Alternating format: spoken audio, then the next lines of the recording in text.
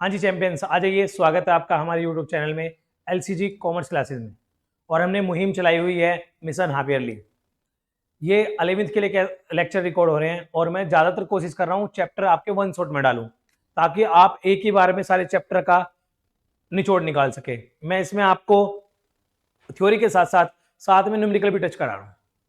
ठीक जी। आज मैं आपके लिए रिकॉर्ड कर रहा हूँ आपकी बुक के according chapter 4 basis for accounting. मैंने चैप्टर 1 में आपको ये बताया, चैप्टर 1 में मैंने आपको ये बता दिया कि आपने क्या करना है जी अकाउंटिंग में। बेसिक बता दिया अकाउंटिंग का, रिकॉर्डिंग कैसे होंगे, उनके यूजर कौन होंगे, ऑब्जेक्टिव होगा, सारी चीजें बता दी। चैप्टर 1 में मैंने आपको सिखाया कि रिकॉर्डिंग अकाउंटिंग कैसे होगी, यानी कि प्रोसेस ऑफ अकाउंटिंग। ये है जी बेसिस ऑफ अकाउंटिंग। बेस क्या होगा, आप जो अकाउंटिंग कर रहे हो उसका बेस क्या होगा। एक है जी प्रोसेस, एक है जी बेसिस। प्रोसेस है कैसे करोगे, प्रोसीजर क्या होगा उसको, अकाउंटिंग को रिकॉर्डिंग करना, क्लासिफाइंग करना, समराइज करना, ठीक है जी, एनालाइज करना, इंटरप्रेट करना और यूजर के लिए फिर कम्युनिकेट कर देना आगे कि आप ये है जी इनके रिजल्ट। तो वो आपका प्रोसेस ऑफ अकाउंटिंग है कि अकाउंटिंग करते कैसे है। ये बेसिस ऑफ अकाउंटिंग है कि किसके आधार पे, कौन से मेथड के आधार पे आप अकाउंटिंग लिख रहे हो। वो जो किताबें तैयार कर रहे हो, वो जो प्रोसेस आप कर रहे हो फॉलो, वो प्रोसेस कौन से आधार पे होगा, उसके कितने आधार हैं। तो ये बेसिस की बात है, आधार की बात है, वो प्रोसेस की बात है, वो फंक्शनल बात है कि कैसे आप करोगे इस चीज को। ये रहा जी आपका accrual basis, basis of accounting कैसे करे जी। पहला है जी एक्रूवल, दूसरा है जी कैश, थर्ड है जी हाइब्रिड। अब एक्रूवल क्या है जी सर, कैश क्या है जी, हाइब्रिड क्या है जी। बड़ी आसान बात है जी, बहुत आसान, दिमाग ज्यादा परेशान करने वाली दिक्कत है ही नहीं, बहुत आसानी से सोचो। सबसे पहले मैं आपको बताता हूं कैश बेसिस। क्या बताता हूं, कैश बेसिस सबसे आसान और सटीक।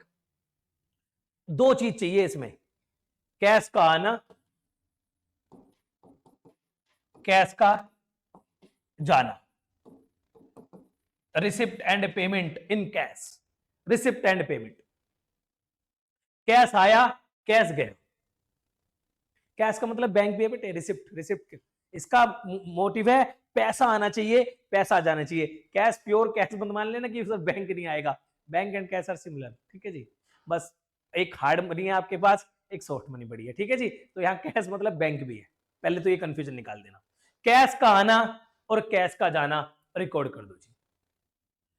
आप अपना प्रॉफिट असरटेन करने के क्वेश्चन है इसमें, प्रॉफिट असरटेन कर रहे हो, ठीक है जी। कौन सा बेसिस यूज कर रहे हो, कैश बेसिस। कैश बेसिस का काउंटिंग कहता है कैश का आना, कैश का जाना। कैश आए तो प्लस कर देना, कैश आए तो रिसिप्ट बना देना, और कैश जाए तो पेमेंट बना देना, एक्सपेंडिचर बना देना जी। कैश का आना इनकम जी, ये तो जानते हैं जी हम। अभी गहराई से चलेंगे थोड़ा सा, ऐसे नहीं लेक्चर खत्म हो जाएगा। वन शॉट जरूर होगा लेकिन डिटेल में बता के जाऊंगा, ताकि आप पूरी तरह से अपने दिमाग में चीज बैठा के जाए। कैश का आना इनकम जी, कैश का जाना जी एक्सपेंडिचर, एक्सपेंस जी। कैश का आना इनकम, कैश का जाना एक्सपेंस। तो जो रिजल्ट भी आएगा कौन सा प्रॉफिट आएगा, कैश प्रॉफिट। कैश वाली इनकम, रिसीव्ड वाली इनकम, पेड वाला एक्सपेंस, बात खत्म। सर जी ना तो इसमें सीमा है समय की, इसमें अकाउंटिंग पीरियड की भी कोई सीमा नहीं है। सर 2017 का कोई रिसीव हुआ 2020 में, तब भी रिकॉर्ड करना है। हाँ जी, कैश कब आया इससे मतलब है, कब का आया नहीं मतलब है। पहला पॉइंट कैश का आना, कैश का जाना। पहला पॉइंट कैश का आना, कैश का जाना। कब का आया, कब का पे किया, कोई मतलब नहीं, चुपचाप उठाओ। पेड किया तो कैश में, एक्सपेंस के रूप में, और रिसीव किया तो इनकम में। किसी भी साल में खड़े हो, किसी भी साल का रिसीव किया हो, किसी भी साल का पे किया हो, ठीक 2020 में 19-20 का पे किया हो, ठीक है जी, 21-22 का पे कर दिया हो, एडवांस भी पे कर दिया हो, चाहे कोई एडवांस पे किया हो, चाहे कोई लास्ट का पे किया हो, बस पेड होना चाहिए जी। हाँ जी, कोई एडवांस रिसीव किया हो, कोई लास्ट का पे रिसीव किया हो, कोई मतलब नहीं जी, सिर्फ रिसीव होना चाहिए। कैश तो कहता है मैं कोई सेग्रीगेशन करके नहीं दूंगा, मुझे तो सिर्फ कैश चमकता है, कैश आता है मैं रिकॉर्ड कर देता हूं, मुझे ईयर से कोई मतलब नहीं है, मुझे मतलब नहीं है वो किस साल में ट्रांजैक्शन हुआ, वो ट्रांजैक्शन जिससे कैश आया वो किस साल में हुआ, मुझे कोई मतलब नहीं। मेरा तो सीधा सा मतलब है कैश कब आया, बस जी कैश कब आया। सर इतनी बार क्यों बता रहे हो, भूल जाते हैं बच्चे, जैसे ही क्वेश्चन आते हैं भूल जाते हैं, परेशान हो जाते हैं, सब कुछ सीख लेते हैं, क्वेश्चन में एप्लीकेशन में दिक्कत आती है। वही तो लगानी है एप्लीकेशन, हमने अपनी प्रैक्टिकलिटी को वही तो असली खेल दिखाना है। कैश आया कभी का बताओ जी, तुम 19 का 20 का कभी का बताओ, आगे का पीछे का, कैश आया ना, कैश आ गया, मेरी इनकम है जी। सर्विस दी नहीं दी, सर्विस पहले दी थी आज कैश मिल रहा है, कोई मतलब नहीं, कैश। ठीक है जी, हाँ जी अभी बताता हूं। कैश पेड हुआ जी 2 लाख 19-20 में, 19-20 में कैश पेड हुआ 2 लाख। कैश रिसीव हुआ इनकम के लिए जी, कैश रिसीव्ड इनकम, और एक कैश पेड है जी 2 लाख एक्सपेंस, ये है जी 4 लाख। ठीक है जी, अब वो बता रहा है इस कैश पेड में जो पे किया आपने 19-20 में, इसमें कुछ पैसे 18-19 के पे हुए, कितने 50,000, 18-19 के पे हुए 50,000, और 20-21 अगले साल के लिए पे हुए हैं 50,000। इस 2 लाख में 50,000 का खर्चा तो ऐसा है जो पहले साल के लिए आज पे किया है, खर्चा पहले हुआ था 19-20 में, पे अब कर रहा हूं। दूसरा कह रहा है जी 20-21 में खर्चा होगा, उसके लिए एडवांस पे कर रहा हूं आज ही 50,000। पे कितना किया 2 लाख, इस 2 लाख के 2 हिस्से हैं, एक किया पिछले साल के लिए, एक किया अगले साल के लिए। ये इनकम भी क्या है जी, इसमें से 2 लाख की इनकम है जो income received for last year की इनकम के लिए 2 लाख रिसीव हुए हैं। अब मैं पूछता हूं जी कैश प्रॉफिट बता दो, कहानी दे दी लंबी और पूछता हूं कैश बेसिस पे प्रॉफिट बता दो।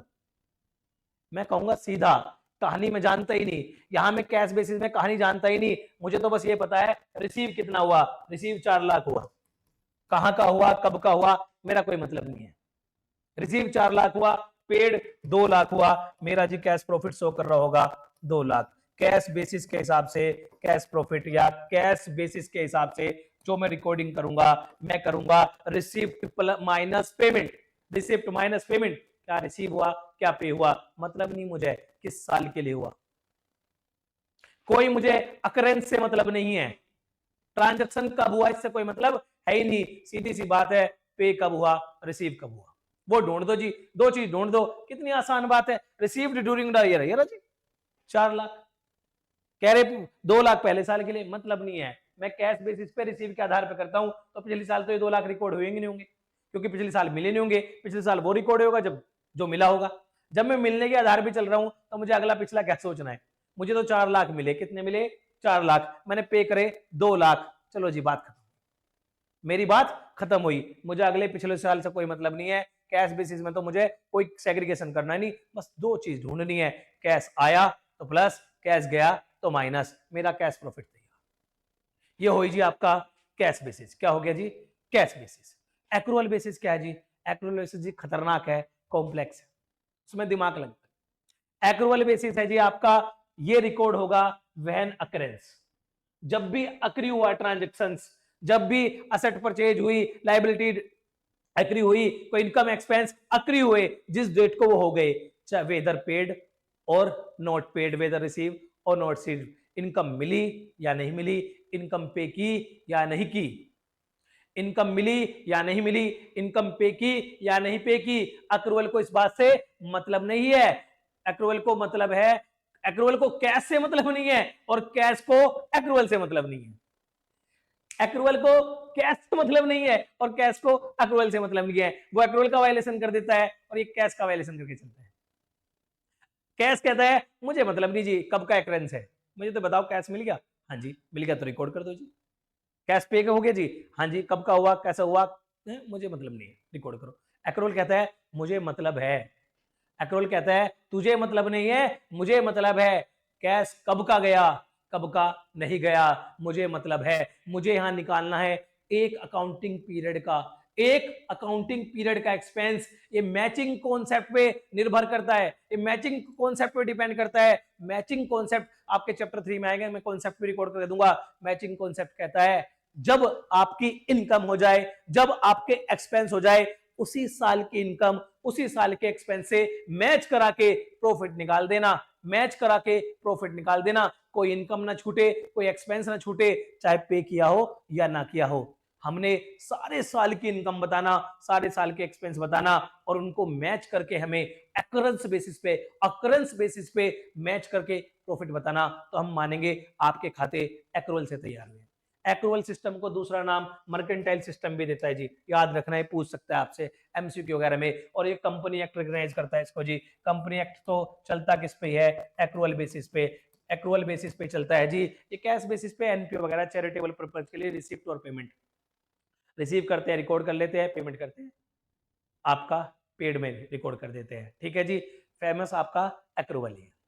ठीक जी, एक्रूअल को सीखना थोड़ा सा ट्रिकी है पर हमने सीखना पड़ेगा। ठीक, अपने उसी एग्जाम्पल पे आते हैं, उसी एग्जाम्पल पे आते हैं। ये हमने निकाला था 2 लाख, ये हमने निकाला था 2 लाख। ठीक जी, कैश बेसिस के आधार पे। अब मैं कहता हूं आपको, आपने जो कैश पेड किया,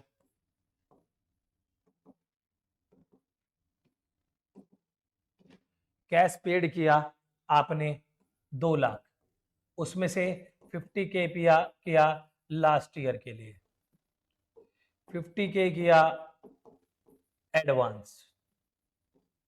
ठीक है जी, रिसीव्ड किया आपने, रिसीव्ड 4 लाख, और इसमें से 2 लाख किया आपने लास्ट ईयर का, किसका जी? लास्ट ईयर का रिसीव्ड। अब कहते हैं इसमें जरा एक्रूअल लगाओ। एक्रूअल चलेगा ईयर ऑन ईयर, एक्रूअल चलेगा एक साल का हिसाब एक बार में, एक्रूअल चलेगा अकरेंस बेसिस, जब ही ट्रांजैक्शन हुआ रिकॉर्ड कर दो, पैसा मिला हो ना मिला हो। थोड़ा सा जी क्लियरिटी से बताओ, समझ में नहीं आ रही बात? आएगी जी बेटे। आपने कितने रिसीव पेड किए? 2 लाख पे किए। ये मान लो 20-21 है, 20-21 है, उसमें जो भी ईयर था आप इसको 20-21 नए एग्जाम्पल की तरह समझो, 20-21 है जी। आपने 2020-21 पे इस 1/4/2020 से लगाकर 31/3/21 तक 12 मंथ में आपने ये जो पेड किए हैं, कैश पेड किया है for the expense, for the expense आपने जो कैश पेड किया वो 2 लाख किया, 2 लाख रुपए पेमेंट करें। अभी पूछेगा आपसे एक्रूअल बेसिस, ये ट्रांजैक्शन कब अकर हुए थे? ये ट्रांजैक्शन कब के हैं जिनके लिए आपने पेड किया? कैश ने ऐसे नहीं पूछा, ये पूछेगा, कहेगा जी हिसाब बताएगा, ये जो 2 लाख पे हुए, हिसाब बताना शुरू करेगा इसे, ये जो 2 लाख पे हुए, 2 लाख में जी 50,000 50 के तो लास्ट ईयर के हैं, 50 के तो मैंने वो पे किए जो लास्ट ईयर पे होने थे, लास्ट ईयर के खर्चे थे। तो कह रहा एक्रूअल बेसिस में तो पेमेंट का हिसाब आता ही नहीं, एक्रूअल बेसिस में तो पेमेंट का हिसाब आता नहीं। आपने 50,000 का खर्चा लास्ट ईयर हुआ होगा, पे हुआ हो ना हो, एक्रूअल ने वो रिकॉर्ड करा दिया होगा। एक्रूअल ने क्या होगा, पेमेंट से हमें कोई मतलब नहीं है, हमारा जैसे ही खर्चा हो जाए, तो ये जो 50,000 का खर्चा हमने अब लास्ट ईयर का पे कर रहे हैं इस वाले ईयर में, ठीक जी, 19-20 का मान लो पे कर रहे हैं इस वाले ईयर में, तो एक्रूअल बेसिस तो पेमेंट को मानता ही नहीं है। एक्रूअल बेसिस ने तो इस खर्चे को 19-20 में ही रिकॉर्ड करा दिया होगा। हम यहाँ कैश का हिसाब बना ही नहीं रहे, हम तो अब यहाँ एक्सपेंडिचर का हिसाब बना रहे हैं। उसमें इसलिए बनता है कैश बेसिस में कैश का हिसाब, कितना कैश गया कितना आया, उसके हिसाब से कैश प्रॉफिट निकाल देते हैं। लेकिन एक्रूअल बिल्कुल उल्टा है, एक्रूअल कहता है मुझे कैश से कोई मतलब नहीं है, मुझे तो मतलब ये है ये किस साल का खर्चा है, मुझे तो सिर्फ साल भर के एक साल के खर्चे उसी साल की इनकम के साथ मैच चाहिए, मुझे तो सिर्फ 20-21 के खर्चे चाहिए 20-21 में, 19-20 के खर्चे तो 19-20 में पहले साल ही डल गए होंगे, अब तुम इन्हें कभी पे करते रहो, एक्रूअल को इससे कोई परेशानी नहीं है। ठीक, एक्रूअल इस पेमेंट का हिसाब नहीं मांगेगा। तो कह रहे हैं तुमने 2 लाख पेमेंट कराए तो कैश का हिसाब बता रहे हो जी, कैश को कन्वर्ट कर रहे हैं हम एक्रूअल में। तुमने 2 लाख पे किया, उसमें से 50,000 तो किए लास्ट ईयर के पे, वो तो लास्ट ईयर का खर्चा था, इस साल का खर्चा है ही नहीं, ये तो लास्ट ईयर के लिए पेमेंट हुए। और 50,000 आपने पे किए एडवांस जी, प्रीपेड एडवांस, प्रीपेड एक्स्ट्रा, पहले ही आगे ही पे कर दिए जी। अभी आगे उसका बेनिफिट लोगे। और मैंने बताया था पिछली क्लास में, आपको रिकॉर्ड करके दिया है, आप पिछली क्लास चला के देख लेना। प्रीपेड का मतलब है जो आपने एडवांस पे कर दिया वो आपकी एसेट होती है, खर्चा होता ही नहीं जी। प्रीपेड तो कभी खर्चा है ही नहीं, प्रीपेड तो कन्वर्जन ऑफ कैश है। आपने कैश को एक प्रीपेड एसेट में बना दिया, वो एसेट से एसेट में चेंज होता है, वो एक्सपेंस तक आता ही नहीं। वो कहता है कैश हमने किसी को एडवांस दे दिया, इसका बेनिफिट अभी अगले साल मिलेंगे। ये होता है for the next year, payment for the next year. ये तो अभी एक्सपेंड हुआ ही नहीं, इसका तो बेनिफिट कंज्यूम किया ही नहीं। जिसका बेनिफिट खा जाते हैं, जिसका बेनिफिट खा जाते हैं वो होता है हमारा एक्सपेंडिचर। तो अभी तो ये क्या है जी, आपका एडवांस प्रीपेड, एडवांस पेड है, असेट है जी। एसेट कैसे एक्सपेंस हो सकती है? तो आपने जो लास्ट का पे किया, क्योंकि वो लास्ट में एक्रूवल में रिकॉर्ड हो गया, वो भी बाहर निकालो। और जो आपने 50 के एक्स्ट्रा पे किया वो भी बाहर निकालो, वो भी बाहर निकालो। तो कितना आपने 1 लाख, 1 लाख जो कैश पेमेंट में हिस्सा है, 1 लाख जो कैश पेमेंट में हिस्सा है वो किसके लिए है? करंट ईयर के लिए। समझ गए सर? करंट ईयर ढूंढना है, हाँ जी, करंट ईयर ढूंढना है। प्रीपेड हटाना है, प्रीपेड हटाना है क्योंकि वो नेक्स्ट ईयर के लिए, लास्ट वाला भी हटाना है क्योंकि वो लास्ट ईयर के लिए एक्रूवल में। और एक चीज और जोड़नी है जी, अभी जोड़ना भी है कुछ, हाँ जी, एक्सपेंडिचर में एक चीज और जोड़नी है जी, क्योंकि एक्रूवल कैश में नहीं मानता। खर्चा पेमेंट हुई या नहीं हुई कोई मतलब नहीं है, खर्चे का पे करो ना करो, बस एग्री होना चाहिए। लाइबिलिटी बन जाए, चाहे चाहे लाइबिलिटी बन जाए, सर पे बोझ आ जाना चाहिए कि आपने कोई बेनिफिट कंज्यूम कर लिया, किसी से कोई सर्विस ले ली, अब आपने आपकी ये इकोनॉमिक जो रिसोर्सेज है, आपके जो असेट है, उसको खाएगा ही खाएगा, ये कंफर्म हो जाए, वो आपका क्या कहलाता है? एक्सपेंस। आपने मान लो कोई इंप्लॉय था जी, आपके 2021 में अनपेड है जी, ड्यू है, due but not paid, due but not paid, इन्हें कहते हैं आउटस्टैंडिंग एक्सपेंस। आउटस्टैंडिंग एक्सपेंस, ये एक्सपेंस होते हैं for the current year but paid in next year. ये जो 50,000 लास्ट के है ना, ये पिछली बार आउटस्टैंडिंग होंगे, ये पिछली बार ही जुड़ गए होंगे एक्सपेंस में, ठीक है जी। लास्ट ईयर का जो पेड होता है, वो लास्ट ईयर का जो पेड होता है करंट ईयर में, वो लास्ट ईयर का आउटस्टैंडिंग होता है, इसलिए उसे हटाते हैं क्योंकि आउटस्टैंडिंग लास्ट ईयर में वो जुड़ गया होगा, लास्ट ईयर में वो जुड़ गया होगा। हमें तो सब कुछ करंट ईयर का चाहिए, हमें तो लास्ट का कुछ चाहिए नहीं, आगे का कुछ चाहिए ही नहीं, हमें तो चाहिए सिर्फ करंट ईयर का। करंट ईयर के लिए क्या पे किया और करंट ईयर में क्या पे होने से बाकी रह गया, जो दोनों ही आपके क्या है वो खर्चा बनाएंगे कि टोटल एक्सपेंडिचर इस मंथ में कितने हुए। ठीक है जी, आपने पेमेंट तो कर दिए 1 लाख, अब आपने क्या हुआ जी, एक आउटस्टैंडिंग एक्सपेंस है जी, आपने एक इंसान की सैलरी पे नहीं की, वो पे करनी है।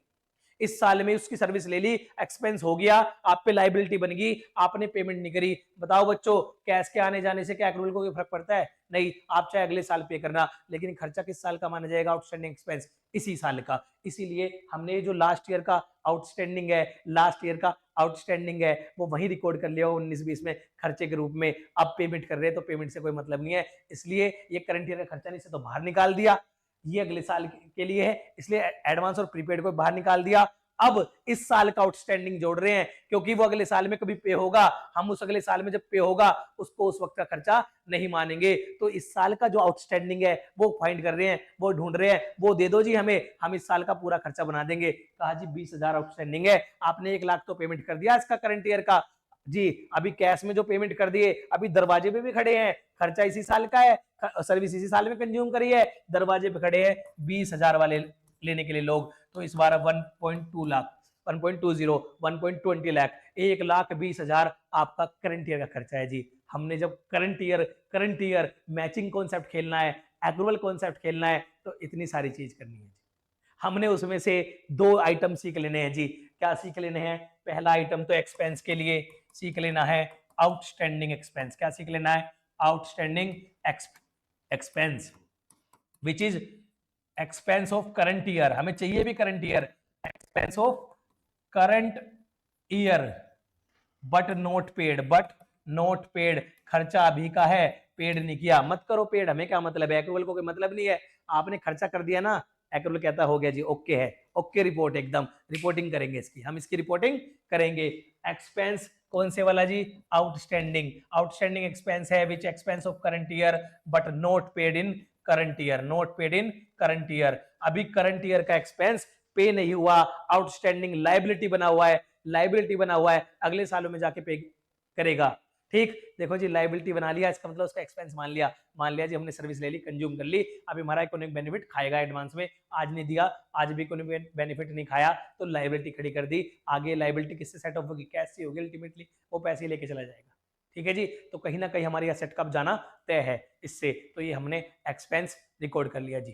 ठीक, एक जी हटा देना प्रीपेड, क्या हटा देना, prepaid, advance paid for next year, advance paid for next year, advance for paid for next year. Cash को बेस बनाना, कैश पेड को बेस बनाना, उसमें ऐड कर देना आउटस्टैंडिंग। कैश पेड वो हिस्सा है जो आपने पेमेंट कर दी, कैश पेड वो हिस्सा है जो पेमेंट कर दी, आउटस्टैंडिंग है जिसकी पेमेंट नहीं की, जिसकी पेमेंट नहीं की। उस कैश पेड में ऐसा हो सकता है कुछ लास्ट का पेड हो, वो भी हटा देना, क्योंकि लास्ट का पेड जो आपने किया है इस साल में वो लास्ट ही खर्चा मान लिया होगा। कुछ ऐसा होगा जो एडवांस पेड है नेक्स्ट ईयर के लिए, वो खर्चा नेक्स्ट ईयर में बनेगा, इस साल का खर्चा वो है ही नहीं, उसको बाहर निकाल देना चाहिए। ठीक, ये आपका बन जाएगा, क्या बन जाएगा, expense for the year, expense for accounting year. कौन से वाला, current, current current accounting year. 12 month का हिसाब बताओ, सालों सालों का हिसाब तो कैश में चलता है। Hope you are clear. मैंने आपको कैश का पूरा पोर्शन यहां समझा दिया जी, बहुत ध्यान से देखना, क्वेश्चन गलत नहीं होगा, 4 से 6 नंबर का आता ही आता है हाफ ईयरली में भी आपके, और ये सीखने के लिए बहुत बढ़िया चीज है, प्यारी चीज है। एक्रूअल में हमने कैश का हिसाब बना लिया, इनकम का भी बनाओ, हाँ जी बना देंगे इनकम, कोई दिक्कत थोड़ी है। Income received during the year, during the year, जो भी हमने करंट ईयर में इनकम रिसीव की उसमें से हटाते चलना लास्ट रिसीव्ड। कोई लास्ट रिसीव्ड है जी वो भी हटा दो, कोई एडवांस रिसीव्ड है, क्या है जी, एडवांस रिसीव्ड, इसे ही कहते हैं दूसरी भाषा में अनएक्रूड इनकम, अनएक्रूड इनकम। अभी सर्विस दी नहीं, सर्विस नहीं दी, मैंने बताया था जब तक सर्विस नहीं दी, अभी मैंने सर्विस नहीं दी तो मेरी वो कमाई नहीं बनी। एक्रूअल कहता है जिस दिन आपने right to receive, obligation to pay expense, जिस दिन आपका ऑब्लिगेशन बन गया टू पे वो आपका एक्सपेंस, जिस दिन राइट टू रिसीव बन गया वो आपकी income. Right to receive accrual basis कहता है राइट टू रिसीव, उस दिन अकरेंस माना जाएगा, उस दिन रिकॉर्ड करोगे। कोई मैंने चीज किसी को सर्विस देनी, सर्विस फ्यूचर में देनी है, पैसे आज रिसीव कर लिए, क्या मेरा इस पर राइट टू रिसीव है? Advance is not right to receive, ये तो हम ले लेते हैं बिजनेस प्रैक्टिस में, पर एडवांस राइट टू रिसीव नहीं है। जब आप किसी को सामान दे दो, आप सर्विस दे दो, उस वक्त आप उसे क्या रिकॉर्ड करोगे, हाँ जी हमने अपना काम, बायलिटरल होता है कॉन्सेप्ट, हमने अपनी जो जिम्मेवारी थी वो भी निभा दी, सामने वाले ने हमें दे दिया, हाँ जी ठीक है जी।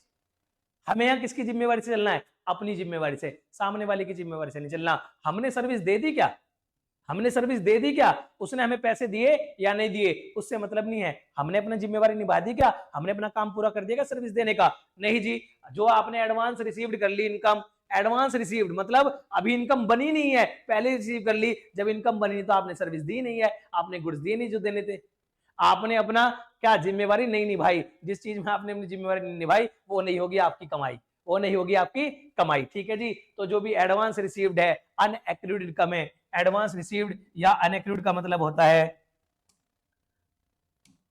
अर्न, अर्न रिसीव्ड, रिसीव कर ली बट नॉट अर्न, हमें अर्न चाहिए जी, अर्निंग वाला कॉन्सेप्ट है, हाँ जी हमें तो इस साल में जो कमाया वो दो, जो मिला नहीं मिला वो नहीं पता, हमें तो जो कमाया चाहे मिला हो या ना मिला हो वो दे दो, जो नहीं कमाया उसे बाहर कर दो।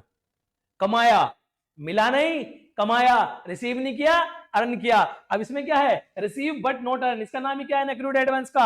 आपने पहले एडवांस फीस ले ली, अभी तो जब सर्विस पूरी करोगे ना तब वो आपकी कमाई बनेगी। बीच में वापस भी अगर आपने सही की चीजें वापस भी मांगने का राइट होता है। आप बता ही नहीं सकते मैंने कमा लिया, मुझे रहेगा ना भाई, अभी ये तो डिलीवर करनी है सर्विस, एडवांस है तो बच्चे की, इस महीने में 2 बार थोड़ी ले लेंगे फिर, है ना जी। एक बार एडवांस दे दी आपने, फिर आप जब तक मैं सर्विस कंज्यूम करोगे, आप जब तक वो मैं सर्विस दूंगा उसकी, जब वो मैच होगी आपका पेड और मेरी सर्विस, तब वो मैं कहूंगा हाँ जी मैंने कमा ली, अब मैं बेफिक्र हूं इस बात से, अब मैंने कमा ली, मैंने अपना काम कर दिया, ठीक है जी, अब मैंने मैच कर दी अपनी रिस्पॉन्सिबिलिटी, अपनी जिम्मेवारी, अब कोई दिक्कत नहीं है, अब मैं इसे कमाई कह सकता हूं, अब मैं ढोल बजा के कह सकता हूं ये मेरी इनकम है। इसमें ढोल नहीं बजा सकते, अभी तो पैसा एडवांस में लिया है, अपनी सर्विस डिलीवरी नहीं की, तो जो आपने एडवांस में लिया उसे निकाल दो, वो अगले सालों में सर्विस दोगे तब आपकी इनकम बनेगी, इस साल की इनकम है ही नहीं, वो जबरदस्ती रिसीव करके बैठे हो, जो भी आपने कैश रिसीव किया during the year, income received या cash receive during the year किया, उसमें से जो आपने एडवांस अगले सालों में जो सर्विस दोगे उसके लिए जो भी रिसीव कर लिया उसे बाहर कर दो। ठीक है जी, कर देंगे। लास्ट का कोई रिसीव किया जी, वो लास्ट का रिसीव तो लास्ट में इनकम मान ली होगी, बताऊंगा किसके नाम से, ये लास्ट रिसीव हमारे करंट ईयर में किस नाम से रिकॉर्ड होगा बताऊंगा। तो लास्ट रिसीव को भी हटा दो जी, पिछले साल का क्या मिला हमें मतलब नहीं, हमें तो एक सन पे खड़े हैं, हम खड़े हैं मान लो 23-24 पे, हमें तो इसी से मतलब है बस, ना हमें इससे आगे से मतलब ना इससे पीछे से मतलब, यही बताओ जी यही कितना कमाया, रिसीव नहीं, बार बार मैं टोक रहा हूं, रिसीव नहीं, कमाया कितना। ठीक है जी, अर्न अर्न चाहे रिसीव हुआ या ना हुआ। ठीक है जी, आ गया दूसरा भी कॉन्सेप्ट, एक कहते हैं एक्रूड इनकम। क्या कहते हैं जी, एक्रूड इनकम, इसे कहते हैं earn but not received, earn but not received, earn कर ली है जी लेकिन कमाई नहीं है, ओ सॉरी कमा ली है जी मगर रिसीव नहीं की है, अर्न बट नॉट रिसीव्ड। कमा ली जी, राइट बना लिया जी, राइट टू रिसीव बना लिया, मैंने सर्विस दे दी, बच्चों ने फीस नहीं दी, अब तो मैं ढोल बजा कह सकता हूं मैंने अपना जी राइट टू रिसीव है, मैंने उन बच्चों को पढ़ा दिया जी, मैंने बच्चों को सर्विस दे दी, मेरा राइट टू रिसीव है, मुझे बच्चों से राइट टू रिसीव है जी इनकम। ठीक, अब वो बच्चों की रिस्पॉन्सिबिलिटी रहेगी पैसा जमा करने की। तो ये तो जी मैंने इनकम कमा ली, मिली नहीं है पर कमा तो लीजिए, इनकम तो इसी साल की है, इसी साल में डिलीवर करी ना जी, अगले साल अगर रिसीव होगी, अगले साल अगर रिसीव होगी तो वहां के कैश रिसीव में चली जाएगी, वहां के कैश रिसीव में चली जाएगी, तो कैश कॉन्सेप्ट में तो वो ऐड हो जाएगी, चलो अलग बात है। लेकिन एक्रूअल मना करता है, एक्रूअल कहता है आपने जब ये अर्न करी जब भी कर लो, चाहे रिसीव करनी करो, तो एक्रूअल ने इस वाली इनकम को, ये लास्ट रिसीव यही वाली तो है, ये भी तो अगले साल में होगी, अभी मैं 20-21 में 23-24 में खड़ा हूँ, 24-25 में मैं इसे हटा रहा हूँ इनकम से, अगर वो रिसीव होगी कैश में रिसीव हुई होगी, क्योंकि ये मैंने यही इनकम रिकॉर्ड कर ली, एक्रूअल तो यही रिकॉर्ड कराते थे, जब आपने रिसीव होगी जब देखी जाएगी वो अलग बात है, आप तो इसे आज इनकम मान लो। ठीक जी, आपने जो कमा लिया जो ले लिया, वो जो अगर पिछले सालों से अगले सालों से उसका संबंध नहीं है, इसी साल से संबंध है, तो उसे रिकॉर्ड कर लो। तो ये लास्ट ईयर का एक्रूड है, यानी कि लास्ट ईयर का एक्रूड हटाना है, ये लास्ट ईयर एक्रूड है, एक तरह से ये पहले से लास्ट ईयर की इनकम में जुड़ चुका है, इस बार तो सिर्फ रिसीव हुआ है और एक्रूड में रिसीव से कोई मतलब नहीं है, इसमें हमने हटा दिया, लास्ट ईयर का रिसीव हटा दिया जी, हमने एडवांस जो अगले साल के लिए अगले साल में हम देंगे, इनकम अगले साल में देंगे, ठीक है जी, और जो हम सर्विस अगले साल में देंगे वो भी मैंने हटा दी, ये अगले साल की इनकम बनेगी, ये अगले साल की इनकम बनेगी, ये पिछले साल की इनकम है, ठीक है जी, ये करंट ईयर की इनकम है जो अभी मिली नहीं है। ठीक, तो इसमें से जब रिसीव में से मैं पिछले साल की घटा रहा हूं, अगले साल की घटा रहा हूं, तो रिसीव वाला पोर्शन कौन सा बचेगा, received during current year only, during current year only, इसमें रिसीव बच जाएगा करंट ईयर ओनली, और एक मेरा अनरिसीव्ड है जो मैंने रिसीव नहीं किया बट अर्न कर लिया, एक्रूड, वो भी मेरे इस साल की कमाई है। तो एक्रूड और जो नेट रिसीव्ड है अगले साल का हटा दो, पिछले साल का हटा दो, वो मेरी सारी इसी साल की तो कमाई है, मैंने इसी में तो राइट टू रिसीव का ऑब्लिगेशन बताया है, तो जी आपका हो जाएगा इनकम प्रॉफिट, जो जी लागू होता है, जो आप बनाते आए अब तक अपने फाइनल अकाउंट में बनाएंगे आगे, कंपनीज को तो मैंडेटरी किया हुआ है 2013 में। ठीक है जी, एक्रूवल आपका सीधा इनकम फॉर करंट ईयर, जो मैंने एडजस्टेड बनाई वही जो अभी पीछे बताई है, adjusted income for current year minus expense for current year, वो चार्ट जरूर देख लेना बार बार एक्सपेंस और इनकम का, ये आ जाएगी income as per accrual, profit as per accrual. ठीक है जी, कैश तो आसान है, बिल्कुल कैश तो आसान है, कैश में तो कैश आया जोड़ दो, कैश गया हटा दो, लेकिन इसमें तो कैश आया इतने पे काम नहीं चलेगा, अगर पिछले साल का आया हटाओ, अगले साल का हटाओ, इस साल का नहीं आया जोड़ो, हमें मतलब नहीं है कैश से, हमने कमाया क्या उससे मतलब है। हाइब्रिड मिक्स है जी, हाइब्रिड मिक्स है जी आपका, अरे ये रहा जी, कॉम्बिनेशन है both cash basis accounting and accrual basis. ठीक है जी, income are recorded on cash basis, income को रिसीव के बेसिस पे ले लो, वही एक्सपेंस को ले लो एक्रूवल बेसिस पे, एक्सपेंस तो ले लो किस बेसिस पे जो मैंने निकाल के दिखाया एक्रूवल बेसिस पे, और इनकम ले लो वो कैश वाले बेसिस पे, तो मिक्स कर दिया, एक पार्ट ले लो किसका एक्रूवल का, एक ले लो कैश का, दोनों को मिला के बन गया हाइब्रिड। क्या मिल गया जी, हाइब्रिड। ठीक है जी, ये मैंने बता दिया, एडवांटेज तो आप कुछ समझ ही गए होंगे जी, एक ज्यादा रिलायबल है, ठीक है जी, कौन सा रिलायबल ज्यादा है, एक्रूवल, ठीक है जी, रिकॉग्निशन है उसमें, किसका ज्यादा? एक्रूवल का, क्योंकि एक्रूवल में ज्यादा क्या कंप्लीट टर्मिनोलॉजी की बात होती है, उसे सेग्रीगेशन करके क्लियर पिक्चर देता है फाइनेंशियल पोजीशन की। ठीक है जी। डिसएडवांटेज है जी, कॉम्प्लेक्स है जी, समझना आसान नहीं है जी, स्किल्स चाहिए कि इसमें अनएक्रूड, एक्रूड, प्रीपेड और आपका आउटस्टैंडिंग, इस तरह के वर्डों के साथ खेलना पड़ेगा जी। कैश सिंपल है जी, आसान है जी, कैश में कैश चाहिए सिर्फ। ठीक है जी। और डिसएडवांटेज है क्लियर पिक्चर नहीं देगा, ये फाइनेंशियल स्टेटमेंट को अच्छे से प्रेजेंट नहीं करेगा। ठीक है जी। ओके। और कंपनी वाले के लिए तो सुटेबल भी नहीं है। ठीक है जी।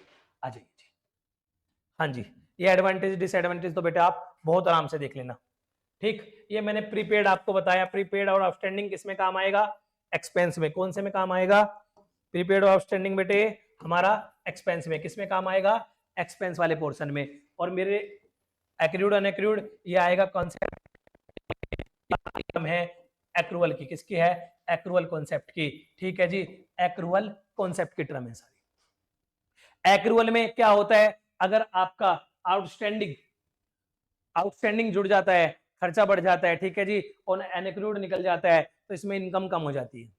ये इनकम को वेरिएट करता है।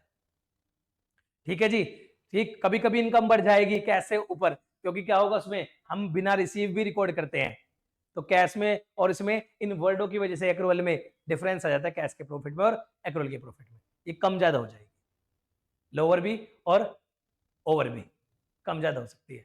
ठीक है जी। आ जाओ, ये रहा जी कुछ एक्रूवल और कैश के बीच में डिफरेंस है जी।